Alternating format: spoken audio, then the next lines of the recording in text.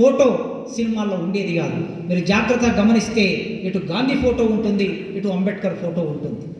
అంబేద్కర్ విస్మరించలేనంత ఆధునిక భారతదేశ చరిత్ర నిర్మాణంలో భాగమయ్యాడు. ఎట్లా భాగమయ్యాడు? కేవలం అక్షరం చేత భాగమయ్యాడు. ఆయన 10th క్లాస్లో ఫస్ట్ వస్తే అంబేద్కర్కి ఒక సన్మాన సభ ఏర్పాటు చేశారు.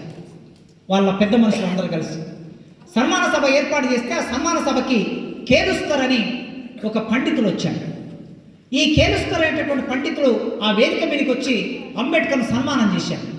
ఎట్లా సన్మానం చేశాడో తెలుసా? పుస్తకం ఇచ్చి సన్మానం చేశాడు. ఒక పుస్తకం ఇచ్చాడు అంబేద్కర్కి. ఆ పుస్తకం పేరు బుద్ధుడు జీవిత చరిత్ర.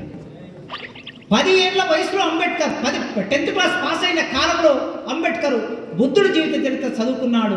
ఈ భారతదేశ చరిత్రని అర్థం చేసుకోవడానికి మొట్టమొదలు అంబేద్కర్కి బుద్ధుడే ఆధారమయ్యాడు.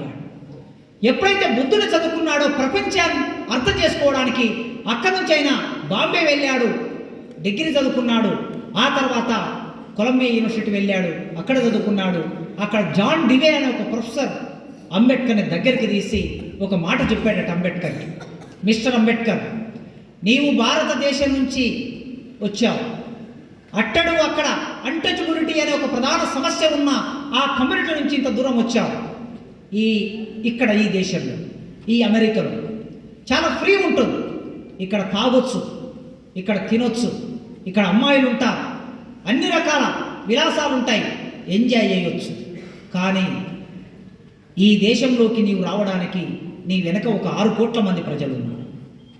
నీలాంటి ఒక 6 కోట్ల మంది అంటరాని ప్రజలు ఉన్నారు. వాళ్ళకి అక్షరం లేదు, నీకు అక్షరం అబ్బింది. నీకు అబ్బిన ఈ అక్షరంతో ఆ చీకట్లో ఉన్నటువంటి ఆ కోట్లాది మంది ప్రజల్ని వెలుగులోకి తీసుకురావాల్సిన బాధ్యతనేమైనా ఉన్నదని జాన్ డివే చెప్తే అప్పుడు అంబేద్కర్ రాత్రింబవలు చదివాడు. ఎన్ని గంటలు చదివాడు? 18 గంటలు చదివాడు. మనిషికి 24 గంటల సమయం ఉంటే 24 గంటల్లో 6 గంటలు తీసిస్తే మిగతా 18 గంటలు చదివాడు. కనుక ప్రపంచం మేధావయ్యాడు. మీకు తెలుసు, రౌండ్ టేబుల్ కాన్ఫరెన్స్లో ఉన్నప్పుడు అంబేద్కర్ని జర్నలిస్టులు ఒక క్వశ్చన్ అడిగారట. రాత్రి 12-1 గంట వరకు అంబేద్కర్ చదువుతూ ఉంటే రౌండ్ టేబుల్ సమావేశంలో పాల్గొనడానికి వెళ్ళిన భారతీయులు అందరూ 10 గంటలకే పడుకున్నారు. అది చలి దేశం, విపరీతంగా చలి ఉంటుంది కనుక 10 గంటలకి పడుకున్నారు. రాత్రి 1 గంట 2 గంటల సమయంలో అంబేద్కర్ పుస్తకాలు చదువుకుంటూ నోట్స్ రాసుకుంటూ కూర్చున్నాడట. కూర్చుంటే జర్నలిస్టులు ఇంటర్వ్యూ చేయడానికి వెళ్ళారు అంబేద్కర్.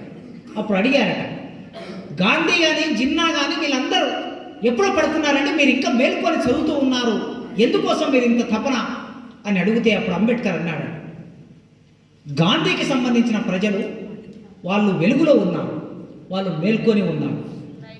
జిన్నాకు సంబంధించిన ప్రజలు వెలుగులో ఉన్నారు, మేల్కొని ఉన్నారు. కానీ నా ప్రజలు అమాయకులు, నా ప్రజలకు అక్షరం లేదు, నా ప్రజలకు డబ్బు లేదు, నా ప్రజలకు ఊరికి దూరంగా ఉంటా, వాళ్ళు అంటరాని వాడల్లో ఉంటా, చీకట్లో ఉన్నారు, వాళ్ళు నిద్రపోతూ ఉన్నారు.